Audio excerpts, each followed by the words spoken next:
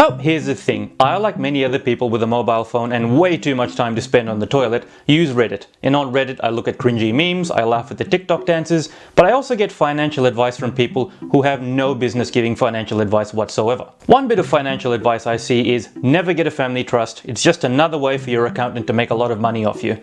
In truth, there is some truth to this.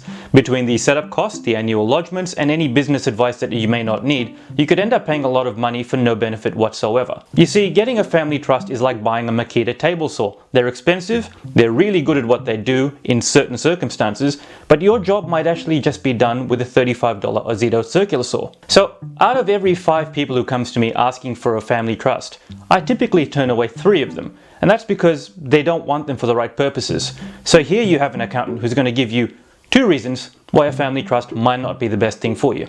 The first reason why you shouldn't get a family trust is you'd like to put your family home in it. Now I understand, your family home may be the most expensive thing you're ever going to own and you'd like to protect it. But the thing is, stamp duty in New South Wales could run you $30,000, $40,000, $50,000, $60,000 on a basic transfer of your family home into the trust. Paying that may not be worth protecting your family home. But what if you haven't bought the home already? What if you're about to buy it and you're being proactive? You'll buy the home in the trust to protect it from anyone else. In that case, you're not taking into account the main residence exemption. This exemption is such that when you buy it in your name and you live in the house, when you sell the house for a profit, you don't pay any tax on that profit. If you put it in the trust, you don't get this exemption and you'd end up paying a lot of money in tax. The second reason why you shouldn't get a family trust is you haven't planned out your investments. See, a lot of people think that you get a family trust, you dump all your investments in that trust and magically you end up paying much less tax. This isn't the way it works. You see, a family trust, if I can make the analogy, is like using E98 in a vehicle. If you put it in a BMW M3, you'll get great results.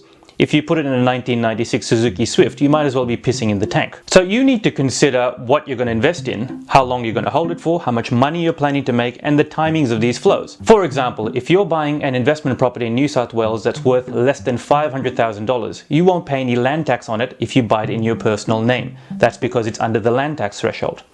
Family trusts do not get this exemption, so on a $500,000 property, you'll end up paying $8,000 per year for the entirety of your ownership.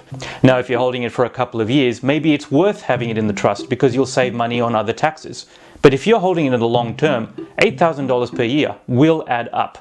So a really good idea for you if you're investing is to first map out your potential profits, what you're expecting to make, and seeing under different scenarios, whether you hold it in a trust, an SMSF, a company, or yourself personally, which is going to leave you with the most money in your pocket at the end of the day. So there you have it, 2 reasons why a family trust might not be the best thing for you from an actual accountant.